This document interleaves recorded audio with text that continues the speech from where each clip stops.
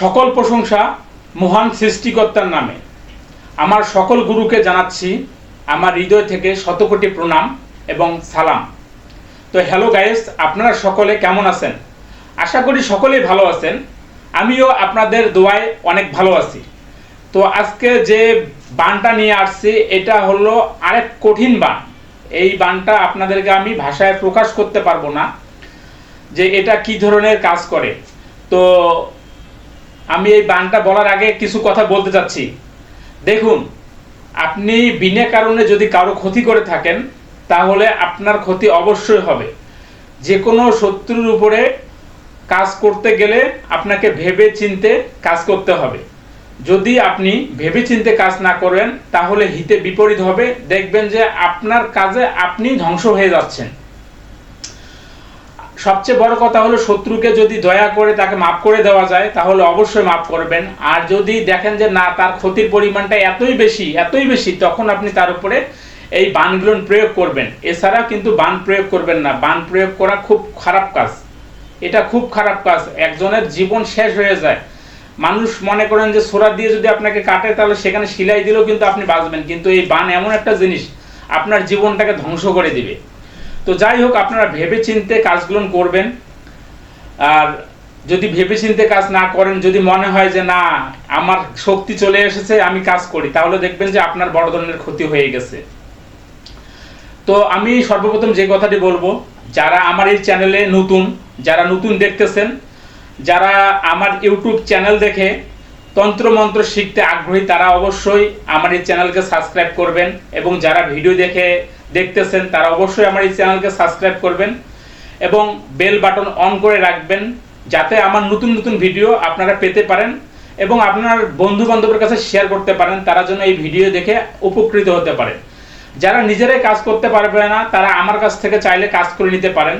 আমি যে ধরনের কাজগুলো করে দিয়ে থাকি, হাজিরা দেখি, জিনের মাধ্যমে হাজিরা দেখা হয়। যদি আপনারা বাংলাদেশ থেকে আমার কাছে হাজিরা দেখেন সেক্ষেত্রে আপনাদেরকে 255 টাকা আমার বিকাশ নাম্বারে দিতে হবে।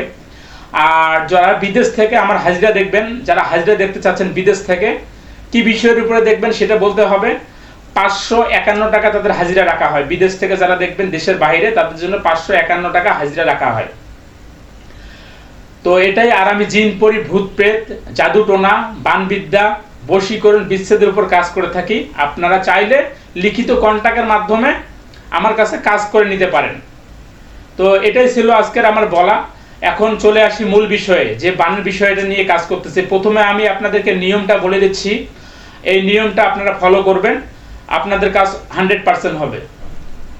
তো সর্বপ্রথম আপনাকে কি করতে হবে, একটা কালো সুতা নিয়ে আসতে হবে। কালো সুতা, সেটা হলো যে আপনি কোমরে যে সুতা ইউজ করেন, ধাগা বলা হয়, তাবিজের যে সুতাটা, এই সুতা আপনি নিয়ে আসবেন।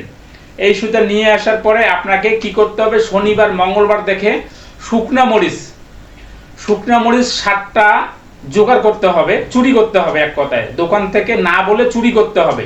শনিবার মঙ্গলবারের দিন এই আপনার 60টা শুকনা মরিচ চুরি করতে হবে। এই চুরি করবেন। এই চুরি করার পরে আপনি কি করবেন, এই 60টা মরিচকে আপনি একখানে করবেন, একত্রিত করে আপনি কি করবেন, মন্ত্র জপ করবেন। আমি যে এটা বলতেছি সেটা আপনি জপ করবেন। সেটা কতবার আপনি জপ করবেন? 101 বার জপ করবেন, 101 বার। তো সেই মন্ত্রটা হলো ইয়া কাহারু। তো আপনি যখন ইয়া কাহারু বলবেন তখন আপনি বলবেন, ইয়া কাহারু, অমুকের পুত্র অমুককে জায়গা জমিনে, রাস্তাঘাটে, পথে ঘাটে ধ্বংস কর। আপনি এই কথাগুলো বলবেন। আপনার যে মনের ইচ্ছাটা আছে সেটা আপনি সেক্ষেত্রে বলবেন। ইয়া কাহারু, অমুকের পুত্র অমুককে এখান হাতে নাস্তা নাবুদ কর, রাস্তাঘাটে পথে ঘাটে বেজ্জতি কর, ধনে বংশে ধ্বংসে কর।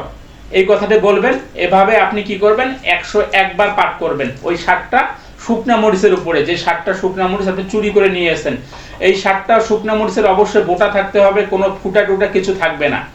তো আপনার 101 বার মন্ত্র পাঠ করা শেষ। তারপরে আপনি কি করবেন, এই শুকনা মরিচটাকে ওই কালো ধাগাটা দিয়ে সুন্দরভাবে পেঁচিয়ে নেবেন। পেঁচিয়ে নিয়ে আপনি কি করবেন, আলপিন নিয়ে আসবেন। আলপিন নিয়ে এসে আপনি এই সূচালোগুলো গেথে গেথে দিবেন। গেথে গেথে দিয়ে আপনি কোনো গ্রহস্থান, সেটা যে কোনো সময় আপনি কাজটা করতে পারেন, কোনো গ্রহস্থান অথবা শ্মশানের মধ্যে গিয়ে, গ্রহস্থানে গেলে যে কোনো কবর, শনিবার মঙ্গলবার দেখে যে কবরটা দেওয়া হয়েছে এই কবরের মাঝখানে পুঁতে দিয়ে আসবেন।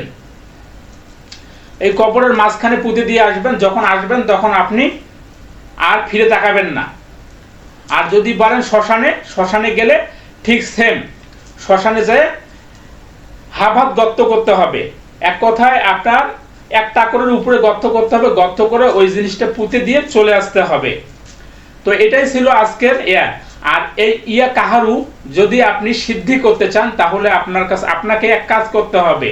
একটানা 7 দিন আপনি সব ধরনের খাবার গ্রহণ করতে পারবেন। রাত্রের বেলা একটানা 7 দিন আপনাকে 1100 বার করে মন্ত্রটা জপ করতে হবে। ইয়া কাহারু ইয়া কাহারু ইয়া কাহারু ইয়া কাহারু ইয়া কাহারু ইয়া কাহারু ইয়া কাহারু ইয়া কাহারু, এভাবে আপনাকে 1100 বার করে মন্ত্র জপ করে 7 দিন, একাধারে 7 দিন আপনাকে এই মন্ত্রটা জপ করে রাত 12টার পরে নিশিরাত্রে আপনি তখন এক ঘরে একাই থাকবেন। যে ঘরে আপনি আমলটা করবেন সে ঘরে ধূপ ধুনা জ্বালিয়ে দিবেন, ঠিক আছে? ধূপ বা আগরবাতি জ্বালিয়ে দিবেন। জ্বালিয়ে দিয়ে গায়ের মধ্যে সুগন্ধি মাখবেন, শুদ্ধ একটা কাপড় পরবেন, বাস আপনার শরীরের মধ্যে স্প্রে করে আপনি এই মন্ত্রটা সিদ্ধি করে নেবেন 1100 বার পাঠ করে। তারপরে আপনি এই কাজটি করবেন শনিবার মঙ্গলবার দেখেন কাজ হয় কিনা। আমি যে মন্ত্র দিছি যদি কাজ না, তারপর আপনি আমাকে বলবেন যে না ভাই আপনার কথায় কাজ হয়নি, তারপর আপনি আমাকে বলবেন। তো যাই হোক, অনেক কথা বললাম, ভেবে চিন্তে কাজ করুন, দেখেন রেজাল্ট পান কিনা। আর যারা নতুন আমার এই চ্যানেলে তারা অবশ্যই সাবস্ক্রাইব করবেন, যারা আমার ভিডিও দেখছেন তারা অবশ্যই সাবস্ক্রাইবেন। আমার কাছ থেকে চাইলে আপনারা যে কোনো ধরনের কাজ করে নিতে পারবেন। তো এটাই ছিল আজকের ভিডিও। এই বলে আজকে আমি আমার ভিডিও এখানে সমাপ্তি করতেছি। আল্লাহ হাফেজ, সবাই ভালো থাকবেন।